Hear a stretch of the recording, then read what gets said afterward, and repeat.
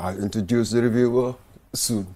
And then afterwards, we'll have in the office, in the studio here, Aissatou Dabo, who is the executive director of NATIP. I think that's the National Agency Against Trafficking in Persons. Yes. Yeah, so there's a human trafficking awareness program, I think, going on. She'll be here and talk to us about that. And our final segment will have a World Cup update, 2026. Have you been following it at all, I wonder? Are you into football at all? I am a little bit, but I don't follow it as religiously as other people do. So my knowledge about it is a little skewed. Okay. So Okay, are you rooting for any team? I was rooting for Morocco, but they have been eliminated. Yeah. So You're now in the semis. yes. Okay, thank you. So I think now I can really introduce our newspaper review guest, because you can be part of the discussion, conversation on the thought for the day, the African proverb, Mr. Ibrahim Dabo. Welcome to this morning. Thank you, Mr. Woj. It's a pleasure. And with you as well, this is your second appearance. Second appearance. Yeah. Absolutely. Yeah, probably not as anxious as her. I was going to say, are you not going to ask him about the butterflies? Yeah, but when I see her smiling, I feel she's more comfortable now. Yeah? You see? I'm getting there. Yeah, the smile shows it. Thank you. It's a beautiful day and a beautiful smile. Thank you. So everything is going to be fine. It's going to be okay. Thank you. Yeah. It's a beautiful day. Wasn't it drizzling this morning? It was. Anyway, now to the African proverb. The case of the innocent is never settled by shouting. Interesting. Yes. I The case of the innocent is never settled by shouting. It is a very interesting proverb. I think it speaks on how usually we should let evidence speak for itself when it comes to injustices. But I find that proverb very interesting, Mr. Mboj, because in informal settings, usually being calm, reasonable, waiting for evidence to take its course, being quiet can be attributed to guilt as well, most of the time. So it's quite an interesting proverb. I would like to see what Dabo thinks about it. Mr. Dabo. Okay, so let me take it from a child right perspective, because that's where I come from. All right. So when you shout, you lose control. Yes. Okay. So and then if you lose control, might be your actions could be wrong. It could lead you to a wrong action. So I think staying calm at all costs is something that is very important in whatever you do, because once you are angry and you get you are exploded, you can do things that are not in the right way. So, and then in the cause of justice, for example, you cannot punish people wrongfully in another way. So you have to make sure that you present the evidence before you make a punishment in a certain situation. What about in cases of mob justice? Yes, so When anger does lead most of the time, loudness does lead most of the time. yeah. What about in cases like that? Still you lose control. Because where there is mob justice, there is no control. There is chaos. And so if you shout, you lose control. If you do mob justice, there is no control. Because sometimes you're calm, you're quiet, you know, Absolutely. But they are wrong. Yeah. You know what I mean? That is the truth.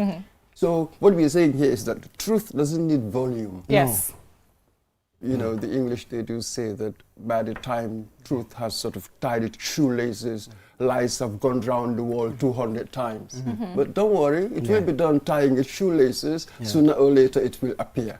So yes, when you're quiet, also perhaps people might attribute that to some kind of guilt, maybe. But they are wrong. So just have the confidence of knowing that I'm innocent, they are wrong, we'll see.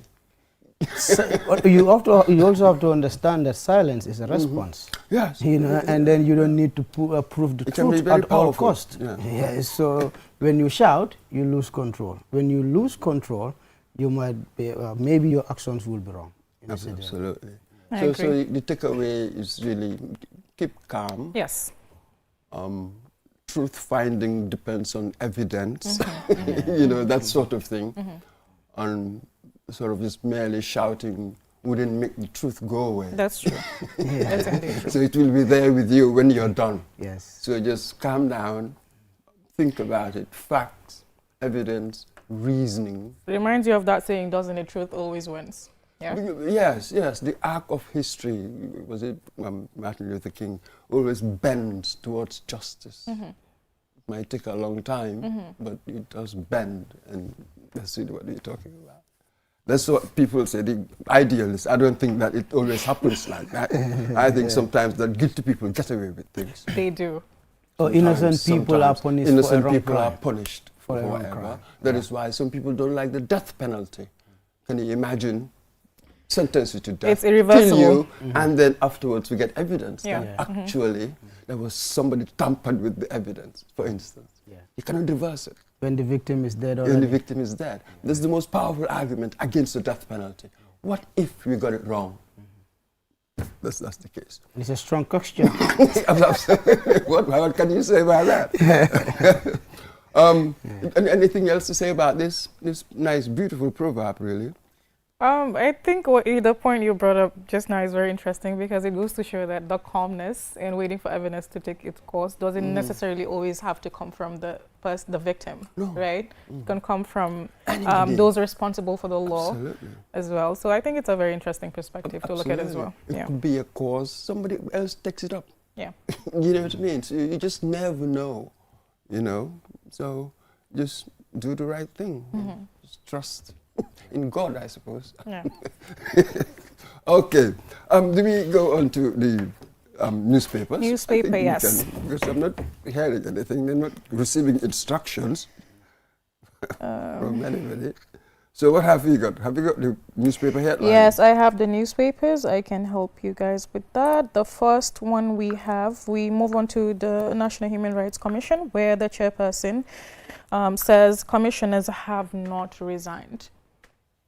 Oh, so what happened? That's the Were they problem. sacked? Because I read some time back, 2 commissioners sort of to be removed from the National Human Rights Commission. So that's it. There That's hasn't vague. been. It's That's kind of what's vague. interesting to me because it's very vague, and there hasn't been really much news about it. It's, just for the headline that says that we don't have the details. But just to say, Mr. Bush, what do you think about things like this? You know, like what does it say about affecting public trust and misinformation and the type of things we let loose out there? We're going to take that directly to our reviewer. Yeah.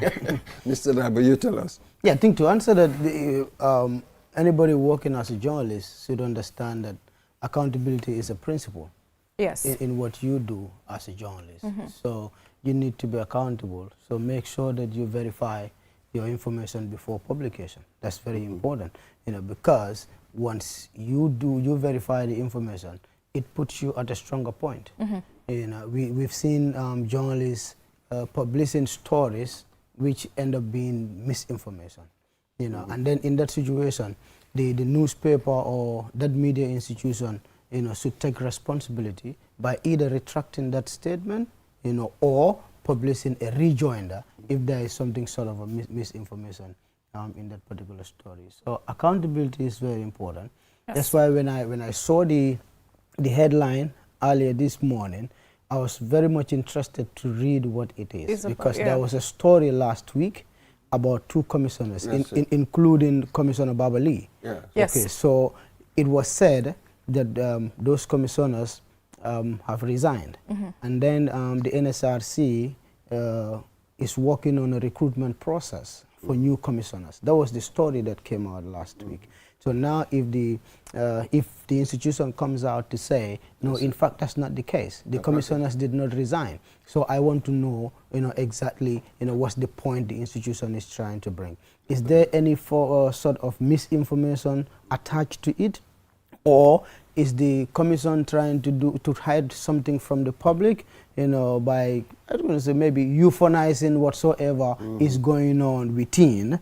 So I'm still interested to know more about it, and I think I want to read more. It's quite interesting because it tells you a lot about how we live in an era of sensationalism to a point where verifying and fact-checking has become a problem, and publishing information like that and not assuring the public that this is indeed a fact, this is where it came from. Yeah. It could cause a lot of public outrage that is unnecessary, but having him come out, Emmanuel Daniel Jave come out and clarify, I think might help settle waters a little bit. Yeah, and there's something Actually, called this thing, source There are more verification. questions. Yeah. I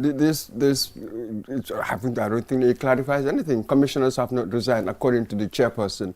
This raises more questions. Yes. Okay, what would you describe? What has happened to them? What's going on? There was this talk of removal. Why? So the details, we haven't got the details. I think that's the important bit. Yeah. Maybe once we get the details. Tails, then- it could be a better because discussion. without context. It's very important.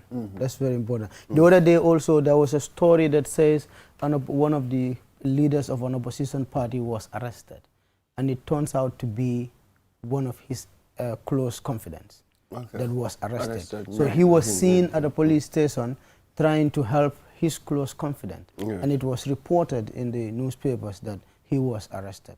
I think which was some sort of misinformation in a certain way. So, but I'm happy that the first journalist to publish that, came with a rejoinder to say, in fact, I got it wrong. He was not arrested. He was at the police station on behalf of his friend, and then I take responsibility for giving wrong information to the public, Right. which is very good from him. Yeah. Fair enough. Yeah. Once in a while, there will be misinformation. Yeah. That's just human beings. Yes. But that's it. When you realize it, you do the decent thing. I think the danger, the threat, the bigger threat is disinformation. Information, indeed. Which you deliberately go out to mislead people. That's really what And that the is danger taking is. shape as well, because Yes. now in the generation where we live, there is too much media freedom in a certain way, and then also social media, the advent of social media gave rise to citizen journalism. And sometimes, especially in a time when we are approaching elections, disinformation could be something that would be on the rise. But as I said before, fact-checking is very important. So we need to ensure that we do more of fact-checking to flag disinformation, or to flag dangerous speech at this important period. That's it. We just need to be smarter Yeah. when we're dealing with this information. Okay, same paper, The Observer. Man charged after alleged bottle attack at Igbo Town. This kind of knife-related, I've been seeing a lot of those. Just yesterday, I've seen 2 different cases of attacks like that, and it's been getting very, very rampant. Mr. Dabo, your thoughts? Yeah, I think we need to, at some point, I want to believe that we need to understand why some of these things are happening. Okay, the other time, was it in 2018? So there were a lot of reports in the media, of killings and stabbings. So I think at that time, David Kujabi was the PRO of the Gambia Police Force. And when we contacted him about that, he said crime did not increase. Yeah. The way crime is reported is what increases. Okay, so he said before 2016 there were more killings that were happening than after 2016, but because those killings were not reported, so people believe that there were more killings after 2016. So and then he backed it up with data from the Gambia Police Force. And also now we have to see, okay, actually, does the reporting of crime is what increases, or the actual crime is what is increasing? We need to see how best we can conduct a research to understand exactly. But also the point also is that I think there is a lot of agitation within the society. I don't know where the agitation is coming from, but before people settle things amicably, and then there were traditional and social values that people would use in order to address certain grievances. We redress our grievances, in a very social way.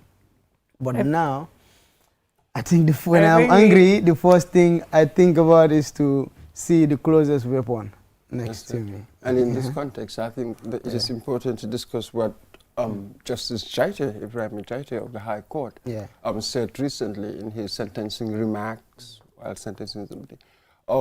He really sort of lamented, if you like, was worried, was concerned with the fact that they're beginning to see lots of knife-related violence, cases of such, cases of knife-related violence, a lot more. And they're often as a result of petty disputes Very petty. between acquaintances. And that will just escalate to somebody who's going to take a knife, bottle, whatever, and just come and stab.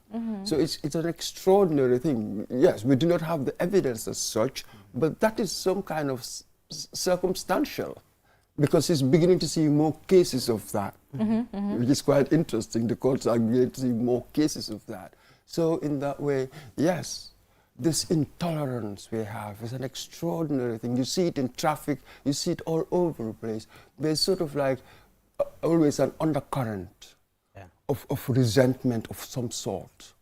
All they need is an excuse, the little tiniest excuse. Yes. You'll see the person running to get a machete, whatever, going to get a weapon. I'm like, what's going on here? We are not enemies. Yeah, you remember For God's you sake. remember the motor case at the Banjul garage? Not long ago, it was between two young boys because of $10. Absolutely. Okay, so if someone could kill another person for $10, now there's a big question we need to answer here. Where is all this agitation coming from?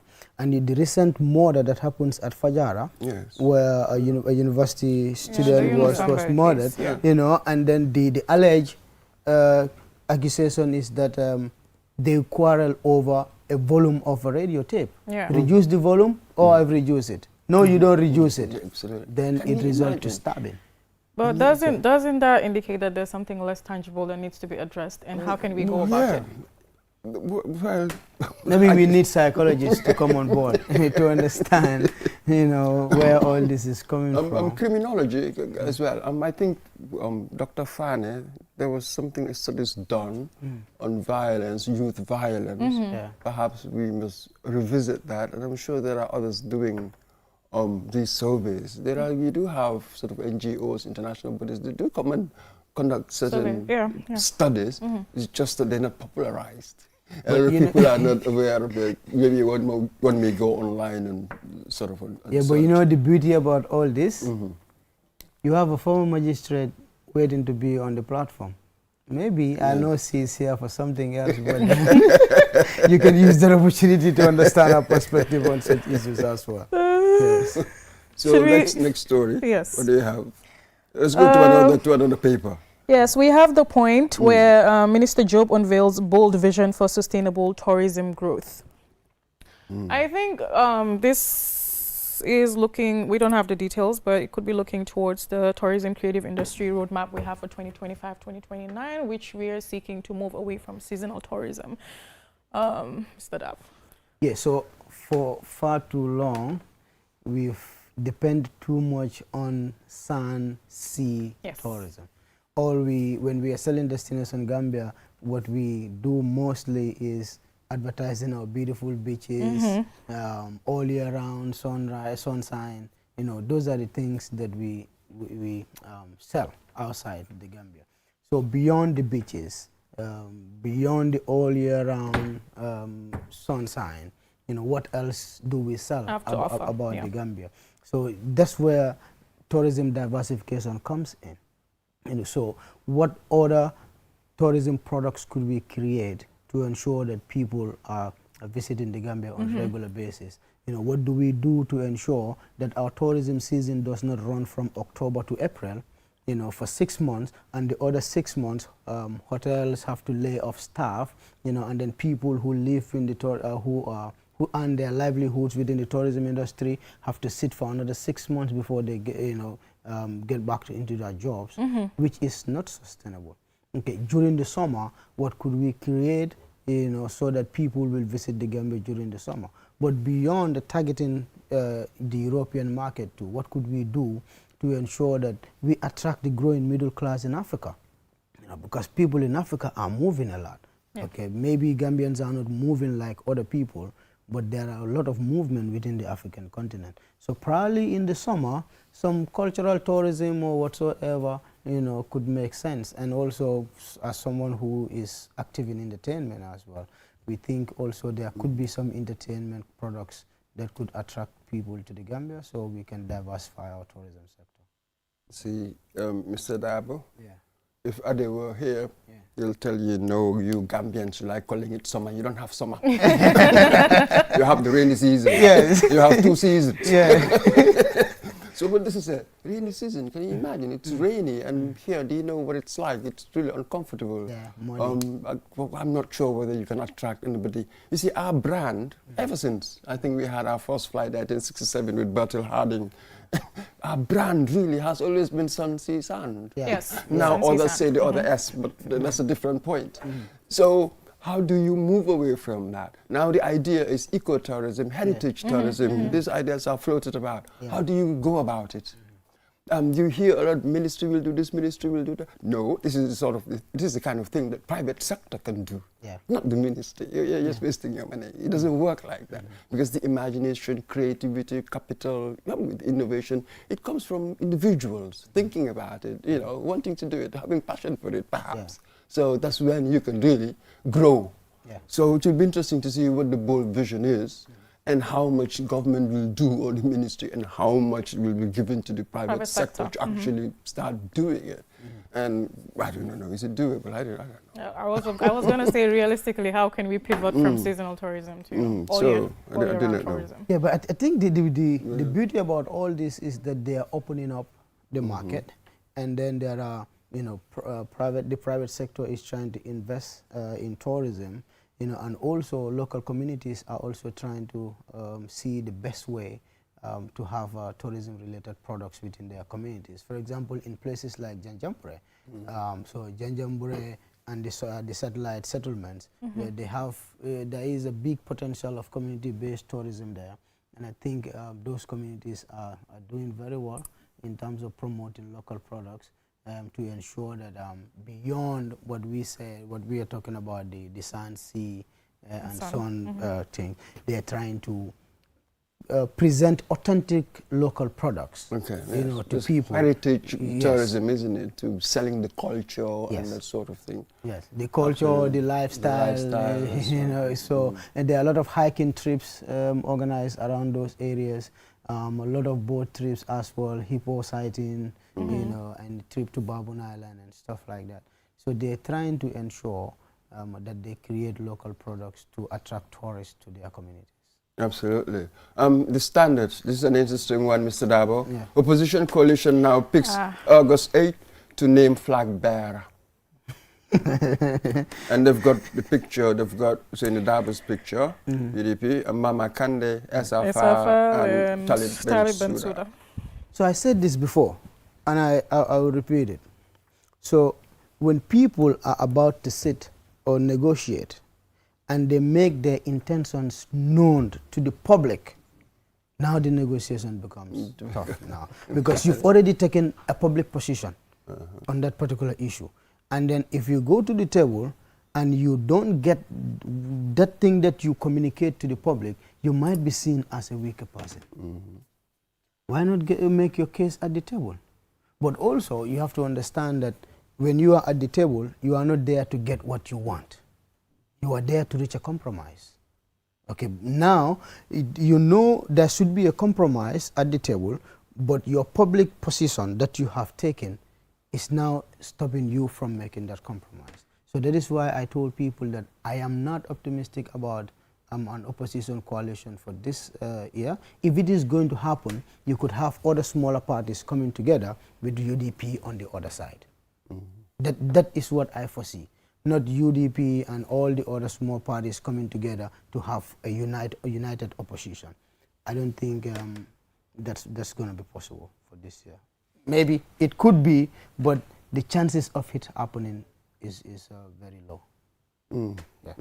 How do you see it, this idea of a coalition? It's funny he touched on that, because I was going to ask that. I was like, we had a coalition before that later fell apart. So what would make this one different? What would have to change for it to be sustained? Yeah, I think this one, all the opposition, if you look at them, the only thing they have in common is how to get rid of Barrow.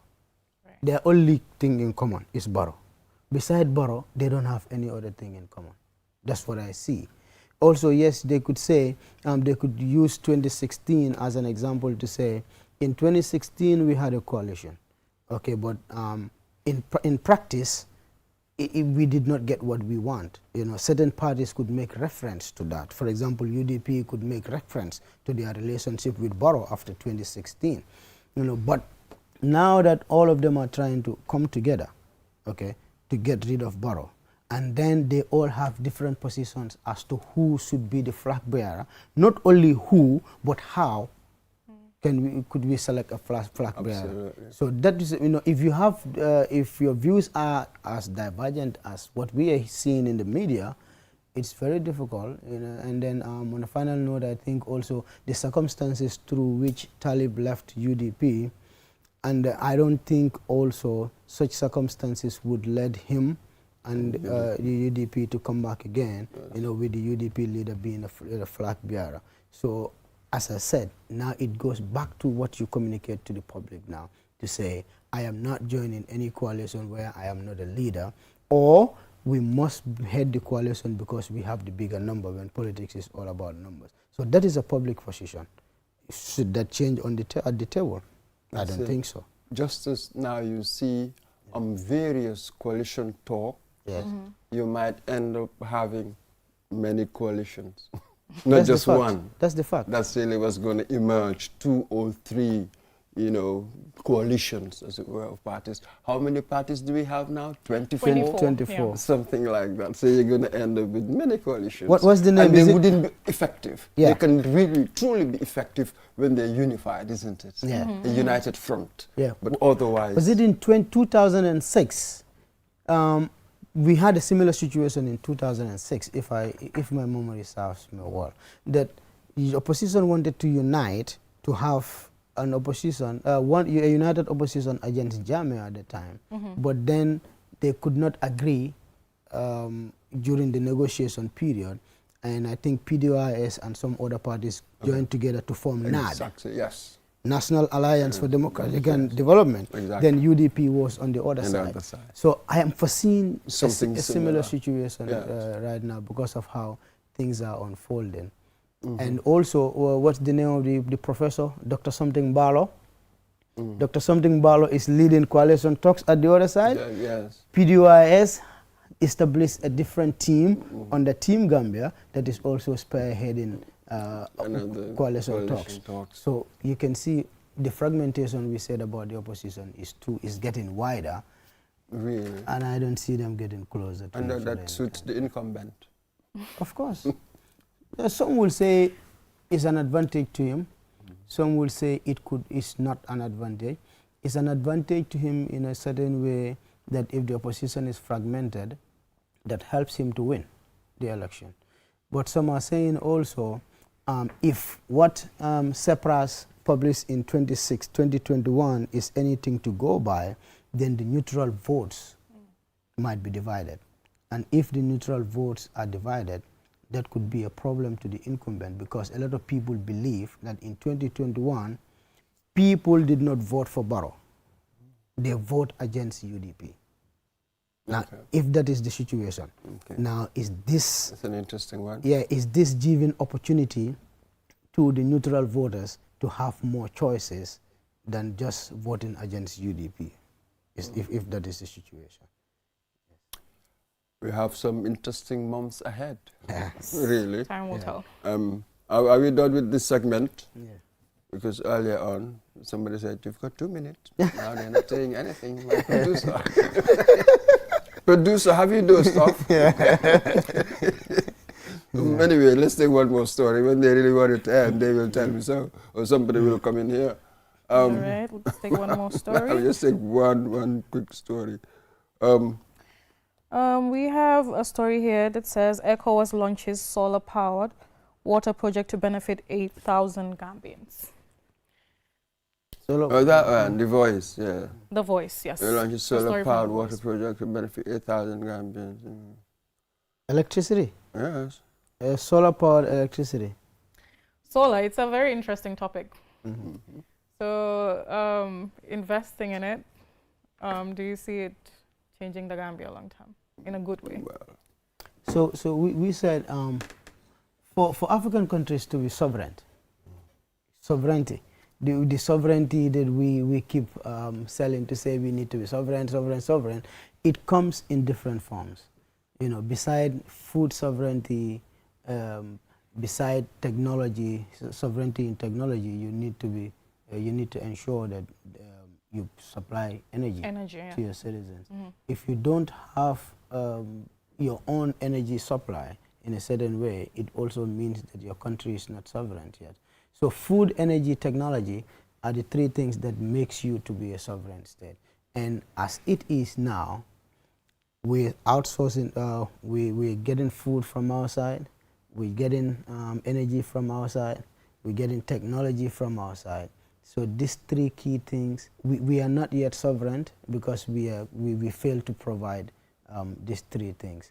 And unless we do that, you know, that is when we should call ourselves sovereign states.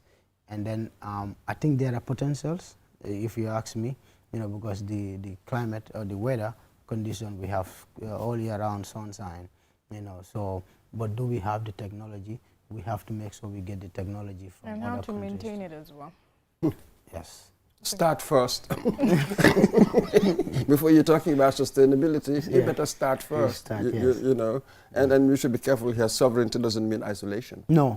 Nobody can be isolated in the global village, as we used to call it. No way. You see, technology has really made the world smaller. In many ways, whether we like it or not. Nobody decided it. Yeah, but you also have to ask the question, are we vulnerable using that technology as well? I suppose. Now that's it. Time, I'm told, Mr. Dabo. You are absolutely correct. There will be threats. Yes. But, you know, there will be also ways of dealing with threats. Thank you very much there, Mr. Ibrahim Dabo, our newspaper reviewer. Now what? We're going to take a short break, and then when we return, we'll have Aissatou Dabo, Executive Director of NATIV, National Agency Against Trafficking in Persons, Dr. Osabato, Human Trafficking Awareness Campaign. We'll be right back. With the cheapest tariff in the Gambia and enjoy crystal clear calls and super fast internet at the cheapest tariff only with QCell. Rush now and grab your free QCell SIM card today from any of our care centers near you. QCell, our biggest network with the cheapest tariff. QCell soon your boss. We innovate, others follow. In December 2026, Gambians head to the polls to choose a president, and history may hang in the balance. As the day draws near, every week, right up to decision day, QTV will lead the political conversation. And nobody breaks it down like QTV.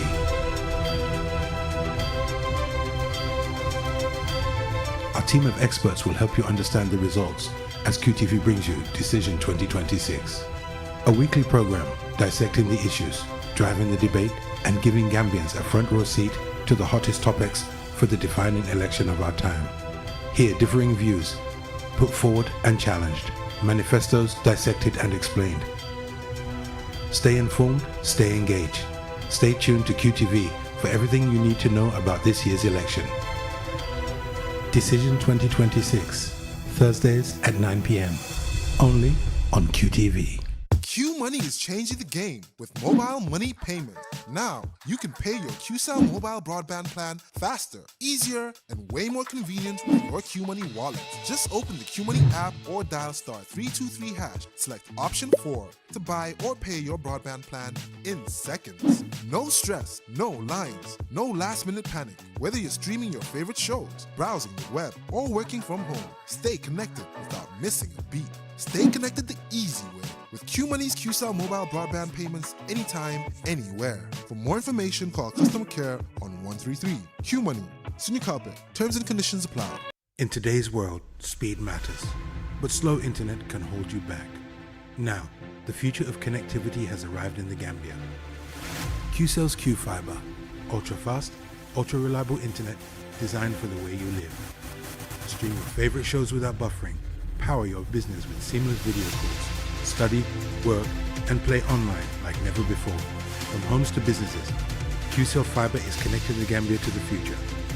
QCell's Q-Fiber. Get connected today. Call 145 or 300-3779. QCell. We innovate, others follow. QCell, the fastest growing network in the Gambia, now presents to you the eSIM. QCell's eSIM allows you to electronically scan a code and join the world of digital SIM cards. Customers with physical SIMs can easily switch to the eSIM as well. So rush now and get connected with an eSIM and start using the latest mobile technology with your trusted GSM operator. For more information, call our customer care on 111. QCell, Sinubus. We innovate, others follow. Terms and conditions apply. Welcome to the QCell 5G Gaming Hub, powered by ultra-fast 5G connectivity from QCell, the fastest network in the Gambia. No lag, no limits, just pure performance. Multiple PlayStations, Xbox racing with full car wheel control, and immersive virtual reality experiences that put you inside the action. Play the biggest titles: FIFA, Call of Duty, NBA 2K, Street Fighter 6, Forza, and many more. Experience gaming like never before. The QCell 5G Gaming Center is open weekdays from 12 p.m. and weekends from 11 a.m. Closed Tuesdays. For bookings and inquiries, call 381-0008. The QCell 5G Gaming Hub. Not just gaming. This is the ultimate gaming experience.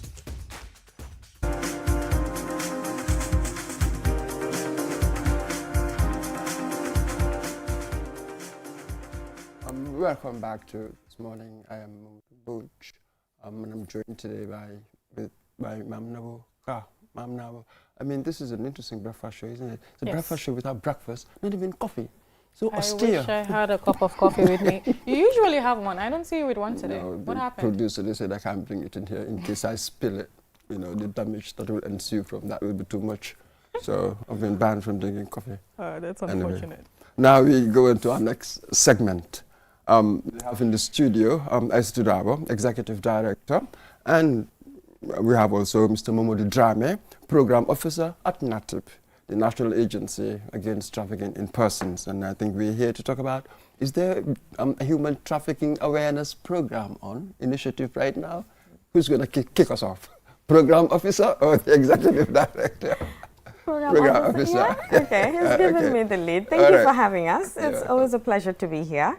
As rightly mentioned, World Day Against Human Trafficking is right around the corner. That would be at the end of the month.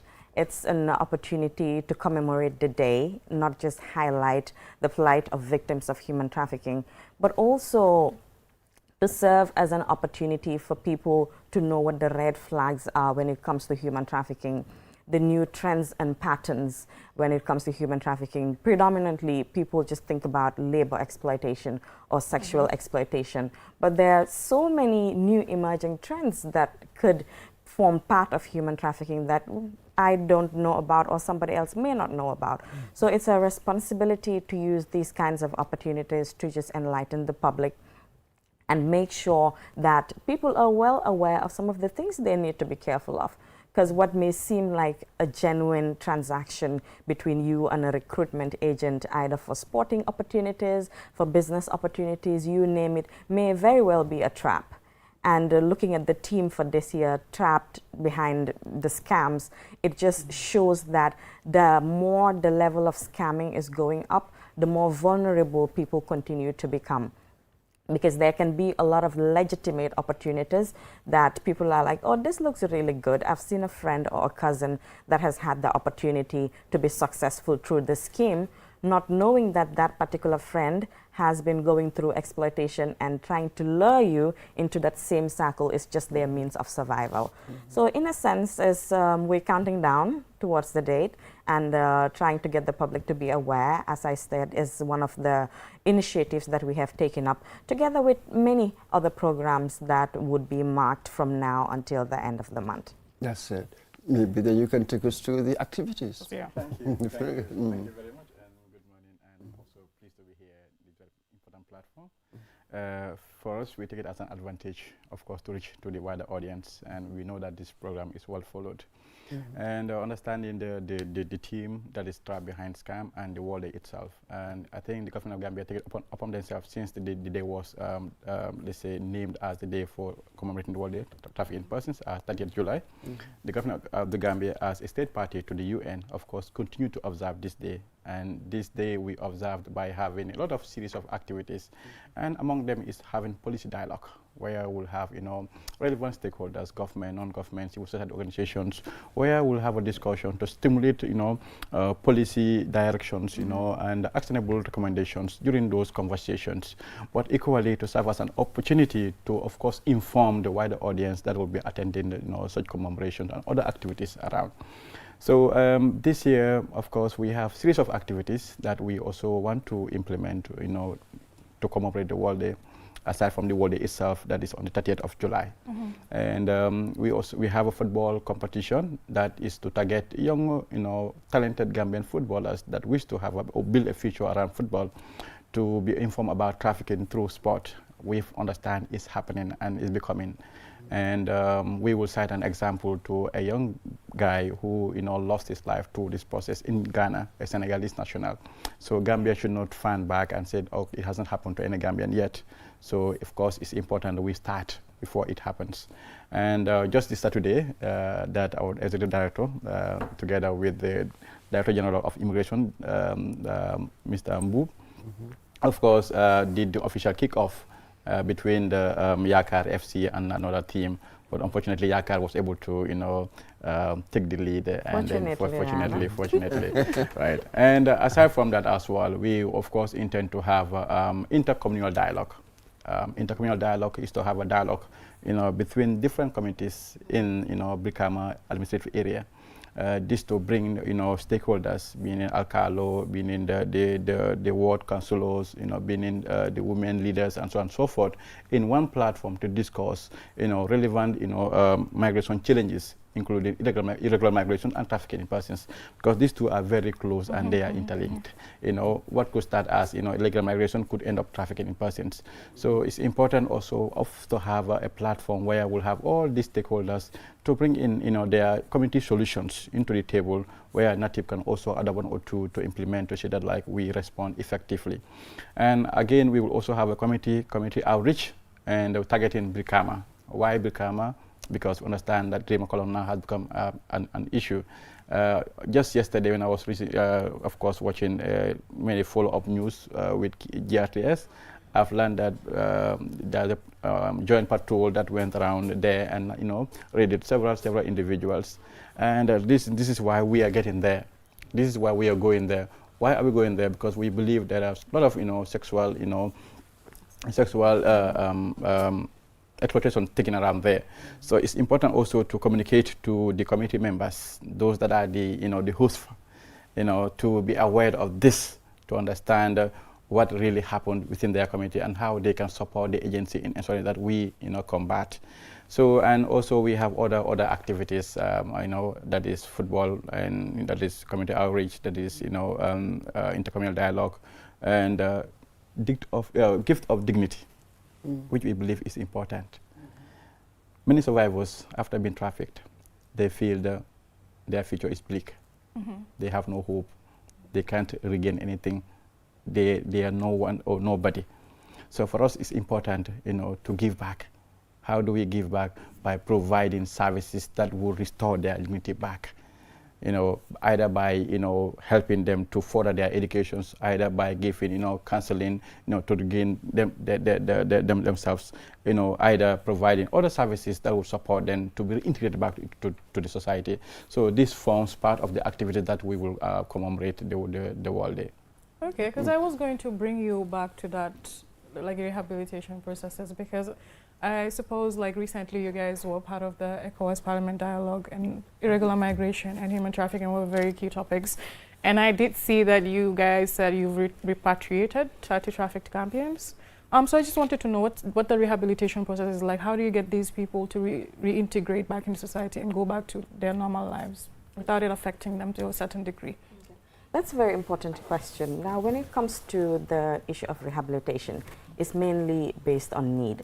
Sometimes you have, someone can say, well, anyone that has gone through trafficking has the right and is entitled to rehabilitation. But again, help is based on the person being ready to receive it. Some victims would tell you, I'm not interested, I don't want any investigations to be conducted, and would not cooperate with the entire process. But for those that we have tried to explain to the importance of getting the help that is required, we always make sure that the first step that would be to make sure that they're screened. After the screening is conducted, there's always preliminary medical checks to assess, like a thorough check to assess whether you have any STIs, especially in sexual exploitation cases. And sometimes you do come across victims that need psychosocial support and counseling. Some of them can be schizophrenic victims, some of them can have dual personalities. So the help and the support that is required, we try the best that we can to provide same. We understand that there may be challenges because you might have a limited pool of experts in that area that are specialized with dealing with TIP victims. But just to use this opportunity to equally call on anyone that's in the private sector and works in psychosocial support to say NATIP needs that support, and we're more than happy to have individuals come on board to be able to provide the well-needed service in that area. When you talk about psychosocial counseling and support, reintegration is also very important. Over the years, we have done so many things in relation to reintegration, from support in terms of setting up businesses, from provision of food services. But I always say that is not enough, because at a personal level, it's one thing to give someone $40,000 or $50,000 to start a business. But what the agency is looking at this year and the years coming forward is the issue of sustainability. How do we provide them with the life skills to be able to maintain these businesses? If, for example, they've been trained on soap making, how do they retain that profit? How do they get the skills to be able to reinvest the profit that they have earned from that business? So it's a matter of, we've started, but taking it up to the next level and make sure that it sustains. That's where we're looking at. But it's an ongoing process. It always would continue to remain a priority of what the institution or the agency does. And just to add on the activities, there's a very important event that would be taking place on the 30th. That is the day of the commemoration. NATIP would be launching the National Trafficking in Persons Strategic Plan of Action. That is the NAPTIP, which is to span from 2026 to 2030. The good thing about this NAPTIP is that it is not only looking at the 4 areas of prevention, protection, prosecution, and partnership. We're looking at a very important part that is M&E. Because many a times you have really good projects that come in. There's a lot of money that pumped into these projects. But if the element of monitoring and evaluation is not in place to assess the quality and effectiveness and efficiency of what we're doing, then there's a problem. And at the end of the day, that kind of takes us back to square one.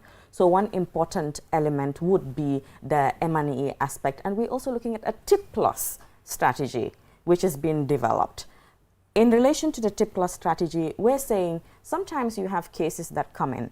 The act element is present, the means element is present, but the purpose is not present. It doesn't mean that the perpetrator has not committed the crime. But because there's a lack of evidence here and there, then you can't proceed with a TIP case. But when we adopt a TIP Plus strategy as a country, it is able to seal all the cracks and the loopholes. So if a case doesn't tick for TIP, then we know we're referring either to the police, either to immigration or to social welfare to ensure that nobody commits a crime and goes scot-free, because there's a victim somewhere who's suffering. And just because of one missing element, that means you shouldn't get justice. So looking at the TIP Plus strategy and the National Strategic Plan of Action 2026-2030, and also be launching a training manual for TIP. You have very few trafficking in persons experts in the Gambia. And developing a training manual and a curriculum and launching that is a huge milestone for this country, because you will be able to have more people, especially law enforcement, trained on identifying TIP victims, trained on investigating TIP cases, and even for judicial officers, because when you prosecute and you have judicial officers that don't understand the full extent of the nature of what you're dealing with, then you can have a problem. Our judicial system is doing so well when it comes to trafficking cases, but again, continuous capacity building is quite important. That's it. And when you mentioned M&E, well, one of my questions is that whether you've got what they call tracer studies for you to see the effect of your interventions in a longer term, intermediate longer term period, isn't it? That's the Yeah, idea. that's the Do we plan. have any idea about that, Yeah. the effect of the interventions? Makes sense. As we speak, like a lot of things that we'll deal with, data is always a problem. We have data on the cases that we deal with. We have data on, for example, how many victims have been rescued, which can be a measure of impact of our interventions. But these data, in most cases, can be fragmented. So one institution can have their own data. NATIP can have its own administrative data. But the main purpose of ensuring that there's an M&E system is to have a basis to say, hey, you know what? We need a one database. We need a unified data system in which we can speak to country statistics rather than agency or administrative statistics. Because what this would mean is that if the numbers are not true to what they're supposed to be, then there is misinformation when it comes to the formation of policies, there's misinformation when it comes to the formation of strategies, and that affects effectiveness in a way. So a baseline assessment was conducted. So we have an idea of what is in place and what is missing. And we're hoping that with the M&E framework in place, that would put us in a better position to be able to effectively measure impact, as you have stated, not just at the level of the agency as we're doing now, but for the country as a whole. Yeah. So go ahead. Go ahead. I just had a question about what the awareness program has in terms of inclusivity. I do know that you guys did launch awareness materials in Braille. So what do you have in terms of inclusivity as well? Because I think that's very important. Yeah, it is. Yes, thank you. I think, yes, that is the focus now and that is the direction. We want to have everyone on board. We want to inform everyone. You know, it's important when you are sending a message or information that is to protect someone. It has to be right across the board. Everyone has to be, you know. So currently we develop the Braille, and also we are also looking at how we can also develop one in sign language for those in the school of deaf and you know, maybe hard of hearing people. So these are the new interventions that we are trying to look at to see how we can, you know, adequately inform everyone, irrespective. So, and again, we are also trying to, of course, intensify our communication materials to be also developed in other languages. Already we have Arabic, but we also want to see how best we can translate the laws and other, you know, materials into Arabic so that we can have a diverse, you know, audience to be able to understand what we do on a daily basis. Just to touch on what Edie has said about reintegration, is key. Is key because if you looked at someone who has already been trafficked, you know, and felt that okay, she's someone that has no future anymore, it's important at least to support her, you know, to regain her, you know, self-worth again. So having, you know, others to come into support. This is why the government was so intentional in crafting this particular act. Okay. This is why the partnership was very crucial there, because NATIP cannot do it alone. This is why we need other stakeholders to come into play and support by providing other services where, you know, they have advantage over the agency, right? So as let's say psychosocial support, you know, other services, you name it. So it's important to, you know, have others to come on and support, because NATIP can't do it alone. And though we are trying, but we will get there soon. Like QTV is currently doing. Yes, exactly. I think this is part of social corporate responsibility, yes, and has been very willing to support the agency in its social media, not just social media campaign, but media outreach. And just to say thank you on behalf of the agency to QTV. The pleasure is all ours. Earlier on, just quickly, you mentioned red flags. But I understand that, for instance, when it comes to employment, there are genuine opportunities for employment. And I suspect that the successful examples sort of becomes a kind of magnet that will attract the others. So how are you navigating that area? So a lot of people then can become easy prey because of the prospects of the job. How are you dealing with that? Brilliant, in a sense that our focus is on due diligence. Right? With everything you do in life, there are always success stories. But the question then becomes, if the opportunity presents itself for you to benefit from that, are you in a position to conduct due diligence to ensure that you don't find yourself in a trap? I'll give you an example. For individuals that may travel for greener pastures, maybe for business, or let's use sports, for example. You can see someone that has traveled, someone that has made it, but just the nature of how we do things in Gambia, that individual may not explain to you the full details of the process that they had undergone before they became successful. They may say, oh, man, ki moma dimbele, bilay moma fayal yep, and then buma deme legi, I'm able to do this, I'm able to do that and that. You feel it's as easy as, okay, give me your passport, I'm going to pay for your documentation, I'm going to pay for your airfare, or if you're traveling by road, when you get here, when you walk, you repay me. That's a red flag. It's a red flag. Because one, that is lesson 101 when it comes to fraudulent recruitment. Because what have you done for that person? What does the person anticipate to be your skill set that would be put in use to be able to benefit them so soon to allow you to repay whatever debt, if I may call it that, you may owe? So again, our culture of, oh, soy tuki, you don't tell anybody about your travel. That is the biggest problem we have. Because if you talk to someone, the person might say, be careful, watch out. But if you keep it to yourself to the last minute, you arrive, oh, I'm sorry, I couldn't inform you about my travel because dafa jampa, it happened so quick. Then someone cannot say, hey, watch out. And when you talk to other people, they tell you, oh, don't trust this person because they've sent so and so individuals. And just lastly, before I move on from this point, be careful of friends or individuals that call you to say, I'm here, it's working, you should come. Many a times they've been exploited, and we're seeing this in the QNet scheme that is ongoing. You pay an amount of money, you come to the Gambia hoping to get a job. After you've paid about over $1,000, they'll tell you you're not going to get your money back unless you recruit 2 or 3 more people. That is exploitation. So in the process of recruiting more people, that is when someone can call you to say, it's really lucrative here, you should come. They're not trying to get you the benefit, they're trying to put you in to save themselves. So it looks so good, and with the advent of AI and online recruitment, it's not making things easier because a lot of things tend to be believable. So in short, people should be very vigilant.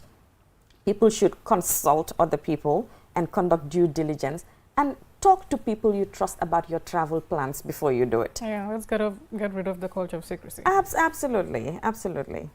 So that's a difficult one, isn't it? It is, but we have to find a way to navigate through the challenges. All the time. Right. People don't want to say anything. Right. Mr. Drame, what do you want to add to that? Yeah, I think, like she rightly mentioned, I think we have to speak out, we have to talk, especially when opportunities are present before us that, okay, this is a venue for you to travel to, to be success or to be rich. Please consult with your parents, your guidance, or anyone that you know can guide you through the process, because you will never know what is their intention. But for you, they're helping you out. So you have to be at least be mindful, in actions or what that you are doing before you are lured into, trafficking. So one has to be very much careful. Absolutely, because I was surprised, just what you just told me. But this is the sort of information that everybody must have in many ways. Sure. So I hope you'll sort of intensify the awareness campaigns. Yeah, we are doing, and currently as we are here, there's another team at West Coast Radio, also having a talk show like this one to, of course, inform other audience that could be reached through the radio channels. And of course, we do go out to visit communities to have interface. We do also go out in other border communities to have discussions around that. So we are doing a lot of awareness campaign, and we are doing more. And like I said, I think our partnership pillar will be very much vital, having us, in different platforms that will help us at least to have a wider coverage, informing Gambians about all these issues, most especially how they can protect themselves against this and report, suspicious cases. Yeah. And Mamadou, just to say, people and everyone watching just needs to be aware that the person that is going to probably fraudulently recruit you may be someone that is a very close family member. Absolutely. There's always this belief that it's an outsider, it's probably a non-Gambian. there are Gambians actually engaged in this. And when you talk about scams, for someone to be able to successfully scam you, they need to know you to an extent. Yeah. They need to know what your challenges are, they need to know what your aspirations are, and that is what they prey on to get you where they really want to. So it can be your uncle, it can be your auntie, it can be your best family friend. Just be careful. Yeah. Absolutely. So your activities will start on the 30th? Or it's already on? It's on now. How long is It's it? on 1 now. week It's long? 2 weeks? No, it's on now. Like we had the football on Saturday, and we'll be having other activities in Brikama. The intercommunal dialogue also in Brikama. Governor's office is the target, and of course we will also have the World Day and the final. The final, of course, we would like to invite you there. Okay. Yeah. Thank you very much, Mamadou Dramé, Program Officer at NATIP. And thank you, Aissatou Darboe, It's a Executive pleasure. Director at the National Agency Against Trafficking in Persons. So, very important information there. We'll take a short break, and when we come back, World Cup update with Adit Darami. Gambia, are you ready for something big? From your trusted GSM operator, QCell, your favorite app just got a major upgrade. From your phone to the world, buy credit, buy Sunu bundle packages, loan credit with eFankanta, and buy Q Power all in one place. And here's the real upgrade. Q Money is now fully integrated in the app. Send money, pay bills, save money, so faster and easier than ever. And for our entertainment lovers, stream QTV, Q Radio Live anytime, anywhere. But that's not all. This upgrade also brings enhanced security features, smoother performance, and a brand new interface designed to save your time. This is more than an app. This is freedom at your fingertips. Download the new QCell app today and unlock your digital life. For more information, call our customer care on 111. QCell, Sunubus. We innovate, others follow. Terms and conditions apply. Bugena rëy gëna yombale si réewi Gambia bi fii jëfandikool kool bu set internet bu gaaw li yëpp si njëg bu yomba fii si QCell dawal léegi si suñ customer care bu la gëna jege ñu may la QCell line te doo si fay dara QCell network bu gëna rëy te it gëna yombale si réew mi fii QCell suñu bas ñoo xaali yoon bi ñeneen toppa.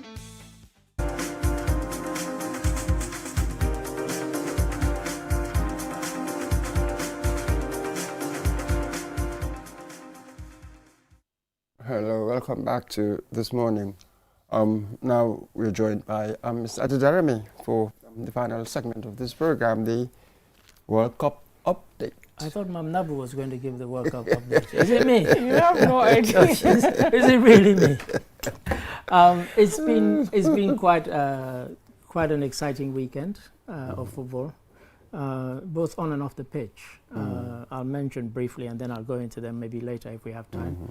Pap Chow has been sacked as Senegal coach, and also there's been a fake press release going around saying that CAS has reached a decision over the Senegal-Morocco matter and has decided that Senegal can keep the AFCON trophy.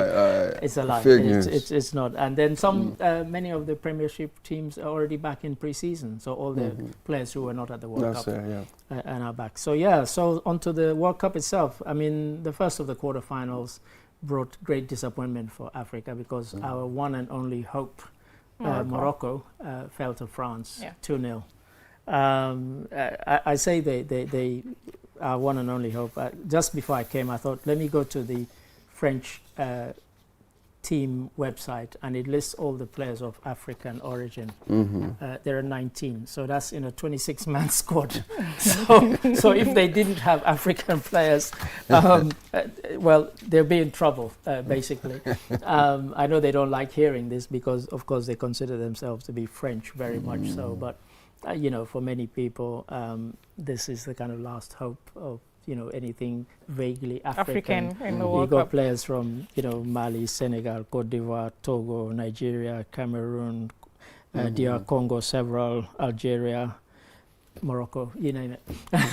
But the match itself Morocco, for some reason, saved their worst performance of the World Cup for that game.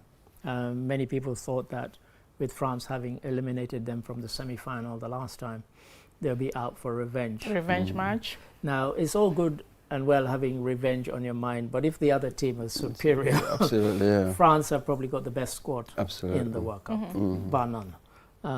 Other teams have maybe 2-3 outstanding players. You know, you take the likes of Argentina, obviously Lionel Messi. Very much one of the men of the World Cup. Of course, France, you could name 10. And you can't say that about many teams. In the case of England, Harry Kane, if you don't get caned, you'll get Bellingham. You know, so it's, you know, very much like that. But France, throughout the squad, you know, one player goes off injured or substituted and the guy coming on is equally good. You don't get that. So, yeah, so that was the one. But apart from that one, all the other games were really tight. Spain beat Belgium. Of course, Belgium had done the unbelievable game that before when they came back from 2-0 down to beat Senegal, which is the one that cost the Senegalese coach his job, really, because 85th minute they were leading, essentially game over, and they somehow managed to lose it 3-2. So that really did for him, but it was an exciting game. And some of the games have kind of started slowly and then kind of built up. And then you had England, Norway. Norway hadn't been in the World Cup for 28 years.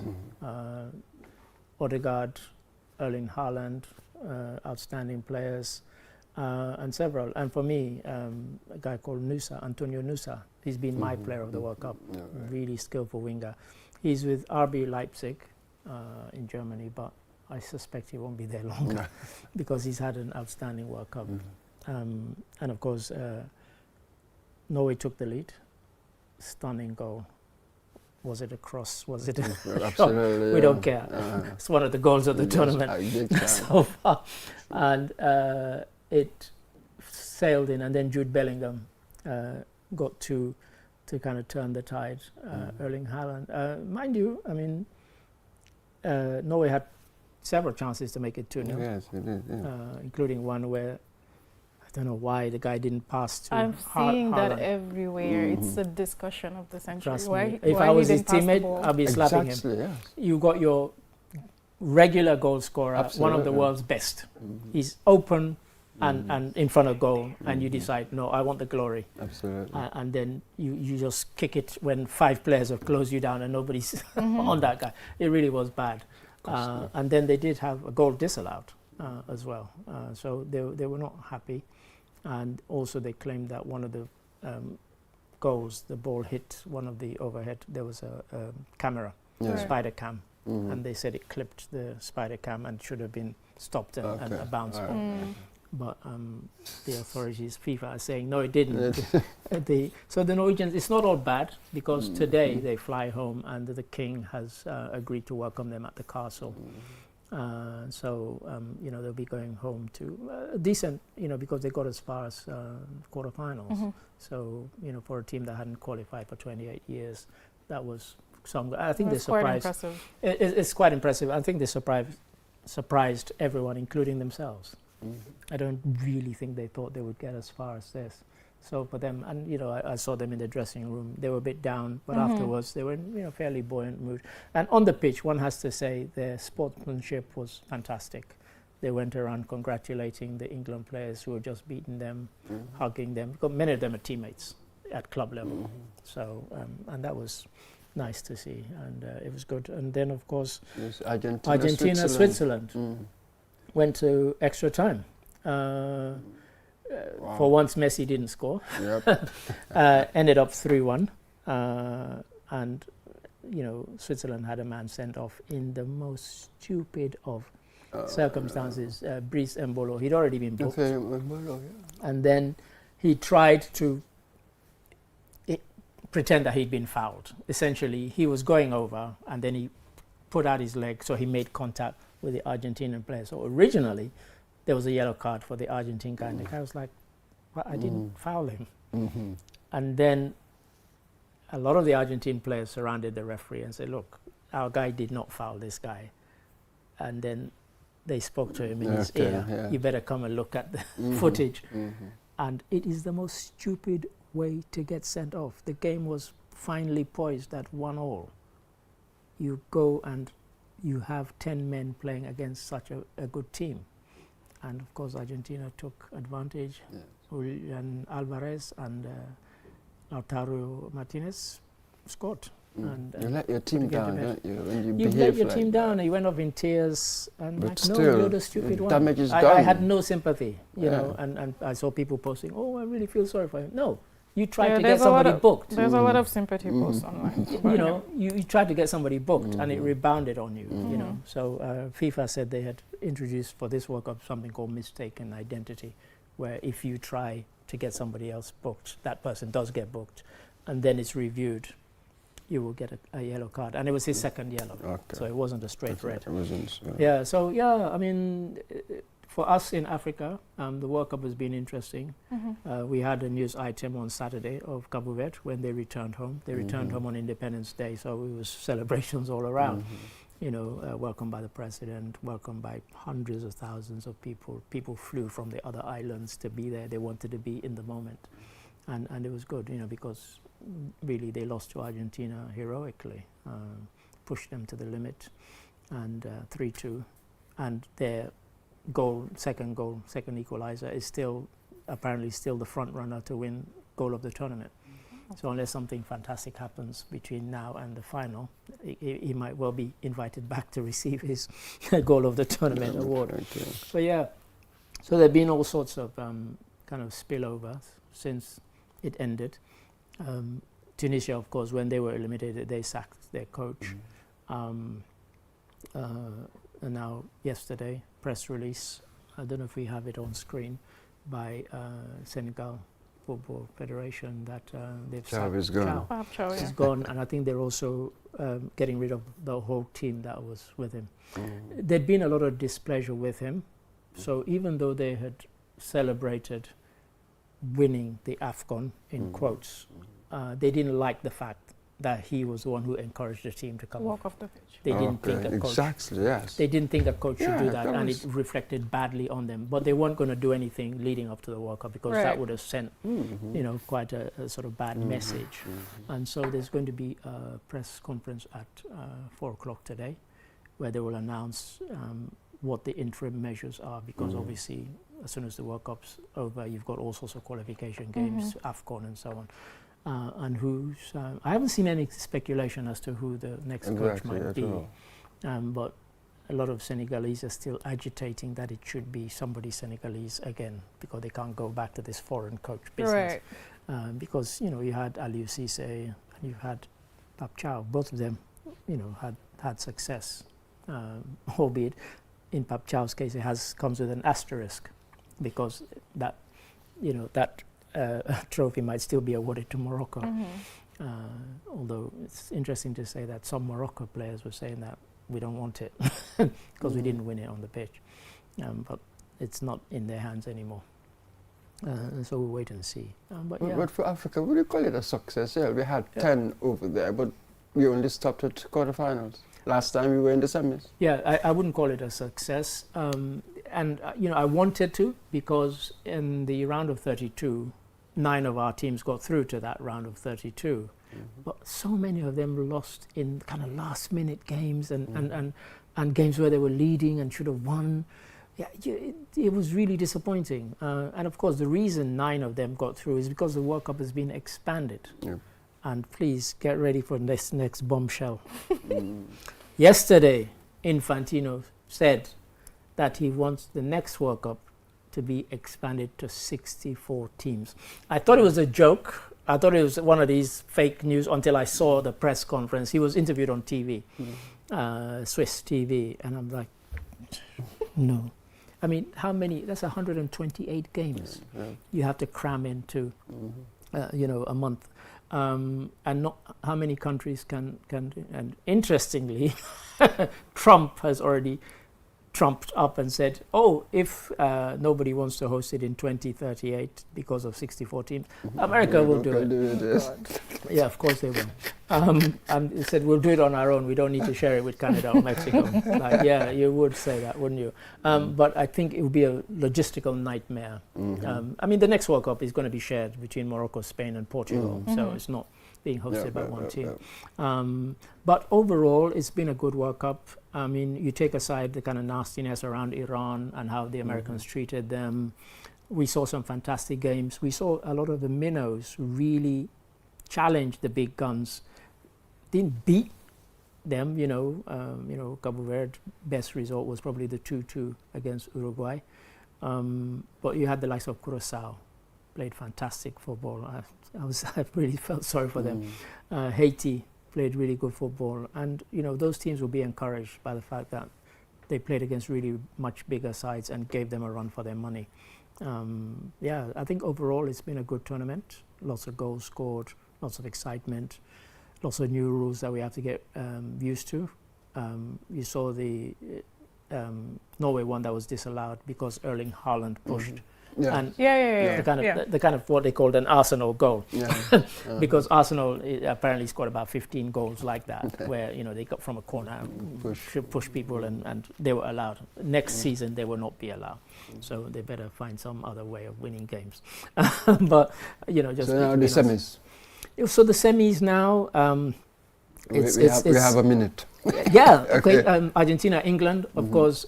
It was really interesting to hear the Argentina players say that many people think that our biggest rivalry is with Brazil. They said it's not. They said because of the Falklands War, it's with England. So get that, Brazil, sorry, put your nose out of joint. You know, so England then, and then of course the one that everybody said should have been the final, Spain, France. Cracker, should be. I mean, until the one goal they conceded in the Belgium game, Spain had gone through the whole tournament without conceding a goal. So that was something. What a defense! Fantastic defense. Well, but again, was an attack. And of course the thing that everybody is waiting. I mean, Lamine Yamal had probably his best game, but everybody's been waiting for him to burst out on the scene in the way that Bellingham and Kane and Mbappe have done. He's really not taken the tournament by the scruff of the neck. So of course Spain are hoping that having had a good quarter-final, is going to have a brilliant semi-final and who knows a final, but that is the one that everybody's going to be watching. And of course for England, of course they're already thinking that football's coming and they need him to have a brilliant semi-final. He has to have a brilliant, because against France, you can't be kind of halfway, no half measures. You have to be at the top of your game, otherwise forget about it. So I mentioned the fake press release. That's not true. I went on their website and they've issued a release saying this is not from us. No decision has been made regarding the Senegal-Morocco AFCON match. And some teams, Premier League teams, Spurs, Man City, Man United, have already posted their players back in training, ready for the pre-seasons, the one who did not go to the World Cup. And you have the likes of Sunderland, who had 11 players at the World Cup. Sunderland. More players at the World Cup than Real Madrid. So when will they play the semis? Tomorrow and Wednesday. Okay, Tuesday, Wednesday. Yeah. You know, tomorrow is Spain against France, and then on Wednesday, England, Argentina. That will be interesting. Absolutely. A lot to, you know, for football fans, a lot to look forward to. Fantastic games, fantastic rivalries, of course. I mean, really exciting stuff. So yeah. Let the best teams win. May the best team win. Mam Nabo, yes. We've come to the end. Adedarami, thank you very much. Pleasure. Yes. So how was it? Wonderful. Better than I thought. Thank you, viewers. Have a nice day. Until tomorrow. Goodbye. I don't.